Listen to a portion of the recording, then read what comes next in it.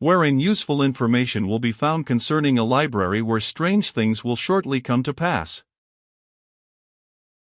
Desirous of embracing the whole circle of human knowledge, and anxious to bequeath to the world a concrete symbol of his encyclopedic genius and a display in keeping with his pecuniary resources, Baron Alexander d'Esparvieu had formed a library of 360,000 volumes, both printed and in manuscript, whereof the greater part emanated from the Benedictines of Liguge.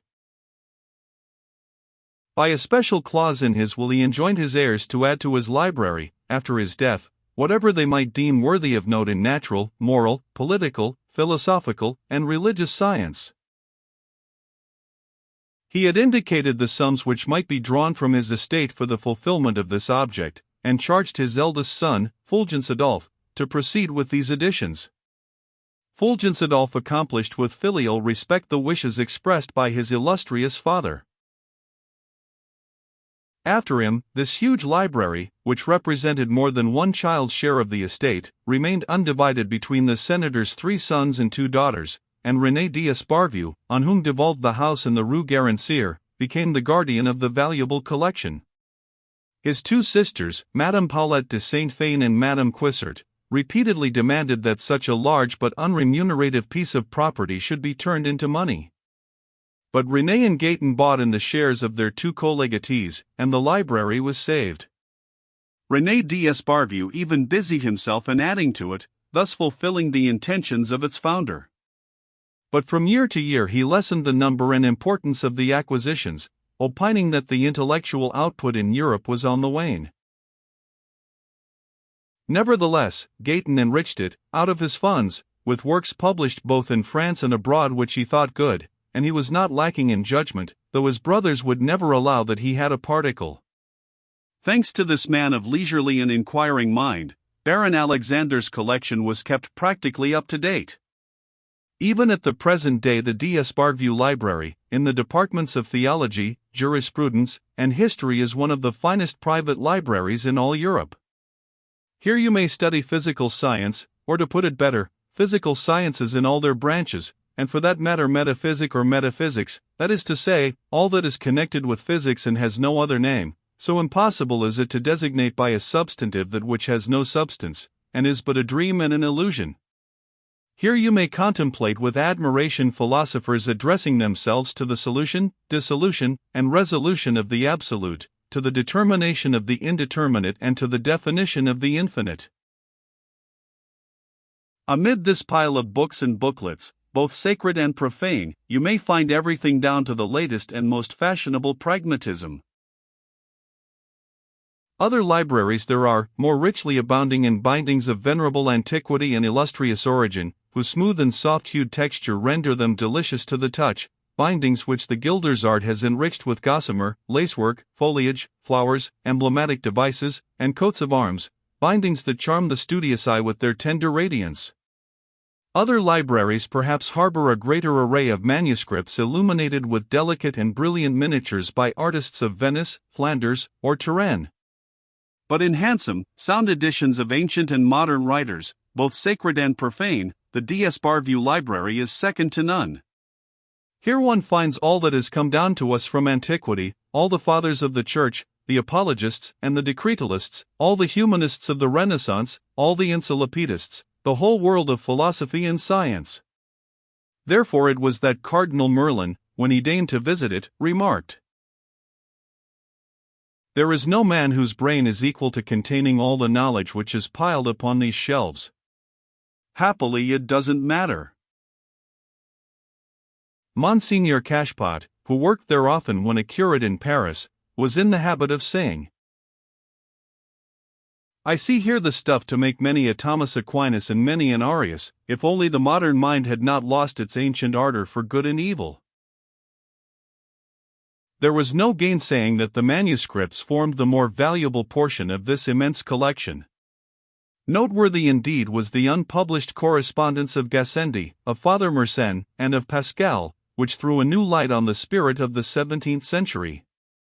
Nor must we forget the Hebrew Bibles, the Talmuds, the rabbinical treatises, printed and in manuscript, the Aramaic and Samaritan texts, on sheepskin and on tablets of sycamore, in fine, all these antique and valuable copies collected in Egypt and in Syria by the celebrated Moïse de Dina, and acquired at a small cost by Alexander d'Esparvieu in 1836, when the learned Hebraist died of old age and poverty in Paris. The Esparvian library occupied the whole of the second floor of the old house. The works thought to be of but mediocre interest, such as books of Protestant exegesis of the 19th and 20th centuries, the gift of Monsieur Gayton, were relegated unbound to the limbo of the upper regions. The catalogue, with its various supplements, ran into no less than 18 folio volumes. It was quite up to date, and the library was in perfect order.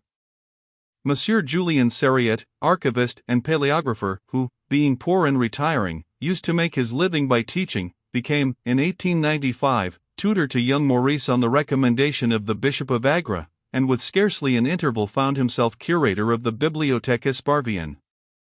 Endowed with businesslike energy and dogged patience, Monsieur Sariette himself classified all the members of this vast body.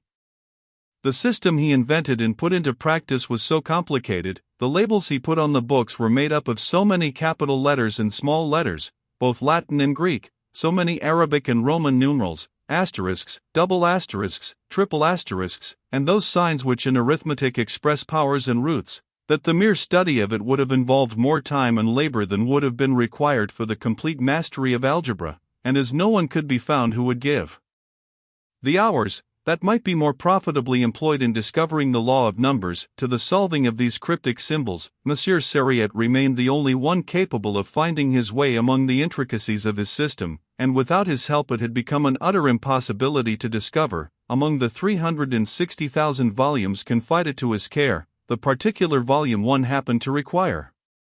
Such was the result of his labors. Far from complaining about it, he experienced on the contrary a lively satisfaction. Monsieur Sariette loved his library. He loved it with a jealous love. He was there every day at 7 o'clock in the morning busy cataloguing at a huge mahogany desk. The slips in his handwriting filled an enormous case standing by his side surmounted by a plaster bust of Alexander d'Esparvieu. Alexander wore his hair brushed straight back, and had a sublime look on his face. Like Chateaubriand, he affected little feathery side whiskers. His lips were pursed, his bosom bare.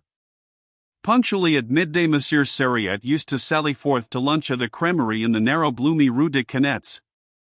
It was known as the Cremerie de Cauterevex, and had once been the haunt of Baudelaire, Theodore de Bonneville, Charles Asselineau, and a certain grandee of Spain who had translated the mysteries of Paris into the language of the conquistadores.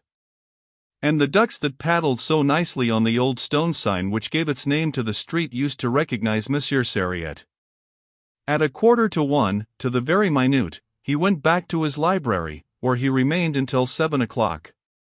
He then again betook himself to the Cauterevex, and sat down to his frugal dinner, with its crowning glory of stewed prunes.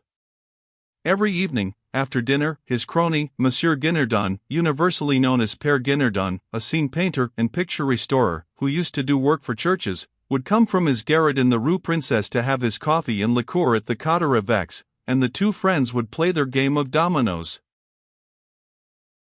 Old Guinardon, who was like some rugged old tree still full of sap, was older than he could bring himself to believe.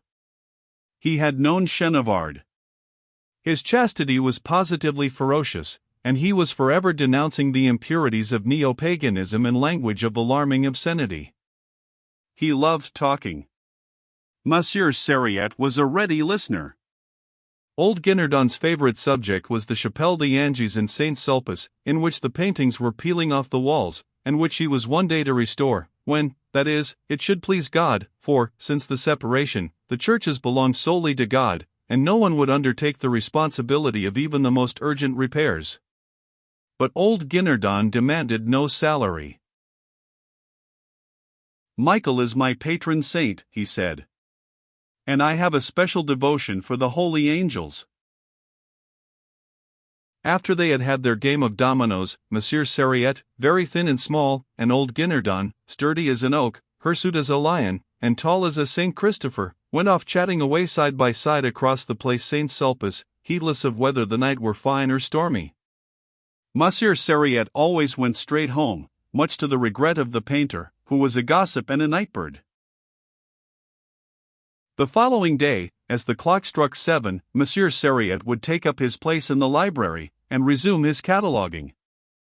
As he sat at his desk, however, he would dart a Medusa-like look at anyone who entered, fearing lest he should prove to be a book borrower. It was not merely the magistrates, politicians, and prelates whom he would have liked to turn to stone when they came to ask for the loan of a book with an air of authority bred of their familiarity with the master of the house. He would have done as much to Monsieur Gayton, the library's benefactor, when he wanted some gay or scandalous old volume wherewith to beguile a wet day in the country. He would have meted out similar treatment to Madame Renée d'Esparvieu when she came to look for a book to read to her sick poor in hospital, and even to Monsieur Renée d'Esparvieu himself, who generally contented himself with the Civil Code and a volume of Dallas. The borrowing of the smallest book seemed like dragging his heart out.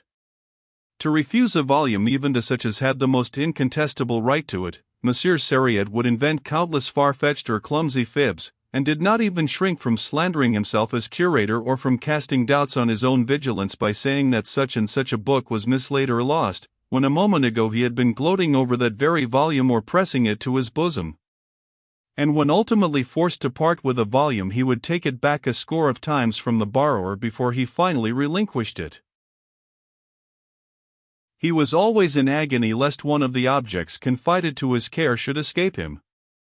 As the guardian of 360,000 volumes, he had 360,000 reasons for alarm. Sometimes he woke at night bathed in sweat, and uttering a cry of fear, because he had dreamed he had seen a gap on one of the shelves of his bookcases. It seemed to him a monstrous, unheard of, and most grievous thing that a volume should leave its habitat. This noble rapacity exasperated Monsieur René d'Esparvieu, who, failing to understand the good qualities of his paragon of a librarian, called him an old maniac. Monsieur Sariette knew not of this injustice, but he would have braved the cruelest misfortune and endured opprobrium and insult to safeguard the integrity of his trust. Thanks to his assiduity, his vigilance and zeal, or, in a word, to his love, the Esparvian library had not lost so much as a single leaflet under his supervision during the 16 years which had now rolled by, this 9th of September, 1912.